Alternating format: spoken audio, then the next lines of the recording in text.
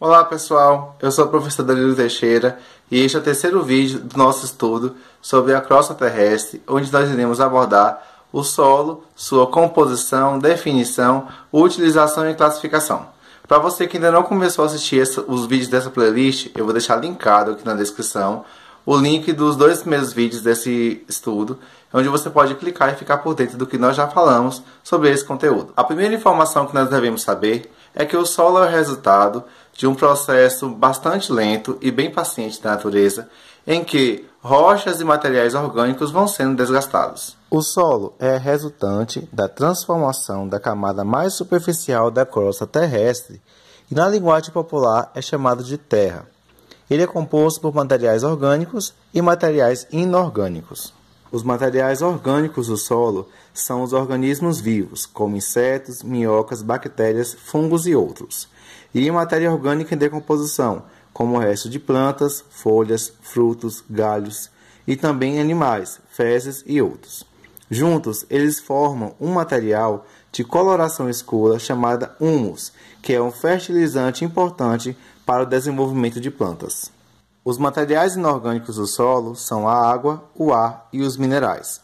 Os fragmentos minerais são o resultado do desgaste sofrido pelas rochas ao longo dos anos, e de acordo com seu tamanho, os minerais podem ser classificados em 4 tipos: cascalho, areia, silt e argila. O solo é composto por nutrientes formados principalmente por nitrogênio, fósforo e potássio, e esses elementos são alguns dos que compõem os corpos de outros seres vivos. Primeiro, os restos de vegetais são decompostos, liberando nutrientes no solo. Depois, a água se infiltra no solo, carregando os nutrientes, e esses são absorvidos pelas raízes da planta. A água e os nutrientes são transportados para as folhas. Em seguida, as folhas utilizam os nutrientes do solo, o que contribui para o crescimento dessa planta. E por fim, um animal qualquer se alimenta do fruto da planta ou utiliza os nutrientes da planta como alimento para se desenvolver. Sendo assim, esse é o ciclo dos nutrientes e da água nas plantas que irá contribuir tanto para o equilíbrio natural quanto para a manutenção da vida. A formação do solo acontece de forma gradual, sendo ocasionada pelo intemperismo, que ao longo dos tempos vai desgastando as rochas. E como nós já falamos, esse processo é bastante lento, podendo demorar cerca de 400 anos para que 1 centímetro de solo seja formado. Sendo assim, um dos processos que contribui de forma significativa para a formação do solo é o intemperismo. O intemperismo é o conjunto de processos físicos, químicos e biológicos que provocam o desgaste das rochas ao longo dos anos. O intemperismo transforma uma rocha dura, chamada rocha-mãe, em um material menos resistente. Esse material se desintegra facilmente em partículas, também chamadas de fragmentos.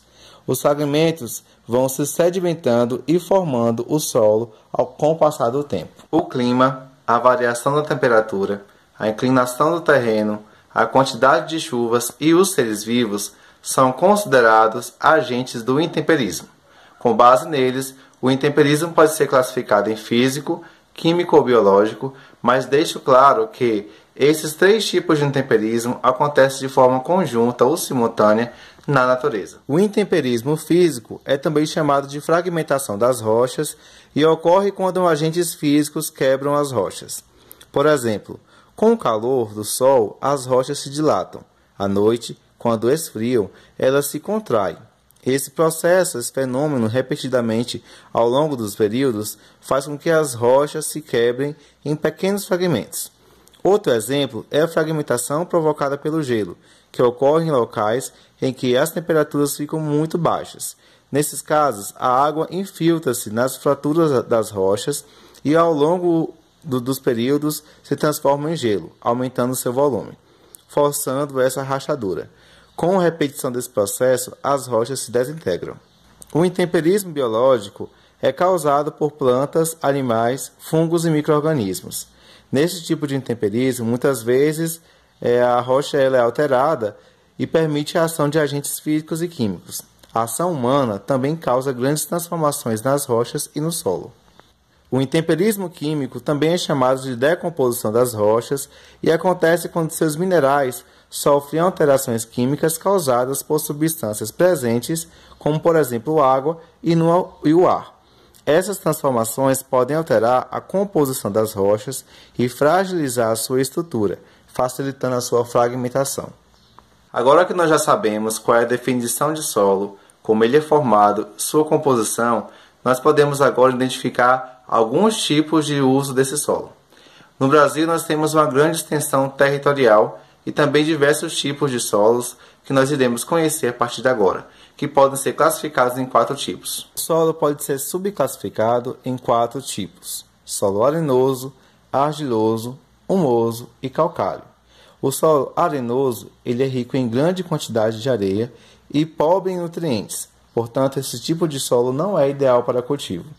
Já o solo argiloso, ele possui uma grande quantidade de argila e também muitos nutrientes, que possibilitam uma ótima absorção desses nutrientes pela planta. E é ideal para a produção agrícola. Já o solo humoso, ele é rico em matéria orgânica e característico de um solo escuro. Ele é bastante fértil e é muito utilizado na agricultura. Por fim, o solo calcário possui vários fragmentos de rocha em sua composição, o que dificulta que as raízes das plantas consigam se fixar nesse solo. Portanto, não é recomendado para plantio. Grande parte do solo brasileiro é utilizada para a produção de produtos alimentícios e também para fornecer plantas que serão utilizadas como matéria-prima, tanto na indústria quanto na produção de combustíveis. A agricultura pode ser realizada tanto em hortas comunitárias, como na agricultura familiar e também em relação a agriculturas de grande extensão. Isso nós vamos falar nos próximos vídeos ao longo do nosso canal. Mas a criação de animais também tem destaque como o uso dos solos. Os animais podem ser criados soltos ou confinados em espaços menores, como currais ou galpões. Além disso, outra atividade importante relacionada ao uso do solo é o extrativismo, que consiste na retirada de recursos naturais do meio ambiente com o objetivo de obtenção de renda. Diferentes formas de extrativismo têm relação com o solo, como a extração de minerais e de recursos vegetais, como madeira, frutos e sementes. Pessoal, no próximo vídeo nós iremos falar um pouco mais sobre o que é um solo fértil e também as aplicações do solo na agricultura, as espécies que são mais cultivadas e também o uso e manejo do solo. Até o próximo vídeo.